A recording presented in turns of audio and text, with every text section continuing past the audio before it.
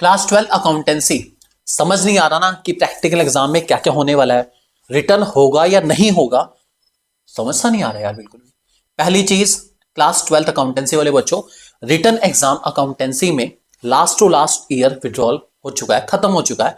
अब अकाउंटेंसी में return exam नहीं होता, ठीक है। अब 12 मार्क्स की आपकी फाइल है जो आपने बना रखी है, जिसमें हो सकता है आपके 2 प्रोजेक्ट हैं, एक कॉम्प्रिहेंसिव प्रोजेक्ट है आपका, एक इलेक्टिव आपने जो कंपनी चूज करी है उसके बेसिस पर आपने डिटेल वगैरह एक्सट्रैक्ट करके लिखी होगी उसके अंदर। कुछ के यहाँ वैसे एक ही है अपना, कुछ ने 2 बनवाए होंगे, कुछ ने 1 बनवाए होंगे। खैर वैसे सीबीएसई की तरफ से एक ही बनना है, टेंशन मत लेना बिल्कुल भी, ठीक है।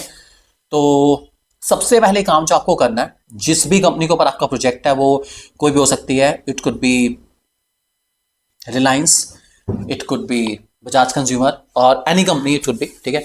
तो सबसे पहले उसके जो भी मैनेजिंग डायरेक्टर हैं, चेयरमैन है, उनका नाम पता होना चाहिए, कंपनी का हेडक्वार्टर कहाँ पर है पता होना चाहिए आपको, अपना कंपनी किस किस प्रोडक्ट के अंदर डील करते हैं आपको पता होना चाहिए, कंपनी के अगर आपने उसके अंदर रेशियो को बकायदा कंपेयर कर रखा है, रेशियो निकाल के देखा है, तो आपको पता होना चाहिए कंपनी की कौन सी रेशियो कितनी है। मान लीजिए आपकी सपोज क्विक रेशियो है, तो क्विक रेशियो कंपनी की कितनी आ रही है आपको पता होना चाहिए, ठीक है। और स्टॉक टर्नओवर रेशियो कितनी है अपना, मतलब बेसिक इंपॉर्टेंट रेशियोज पता होनी चाहिए आपको, ठीक है।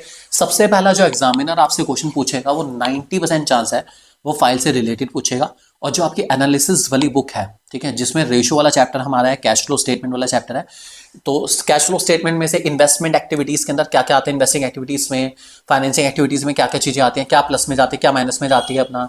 उसके अलावा आपका और बेसिक हमारा कैश फ्लो का अकाउंटिंग स्टैंडर्ड कौन सा है, गुडविल का अकाउंटिंग स्टैंडर्ड कौन सा है, ये कुछ क्वेश्चन कॉमनली पूछ सकता है आपके। बेसिकली करंट एसेट कौन से हैं, लिक्विड एसेट कौन से हैं, करंट लायबिलिटीज में क्या क्या चीजें आती हैं, तो वो आपकी उस पर्टिकुलर बुक से जितनी जितनी आपने नॉलेज एक्सट्रैक्ट करी है थियोरेटिकल बेसिस पे उसको जज करने की कोशिश करेंगे।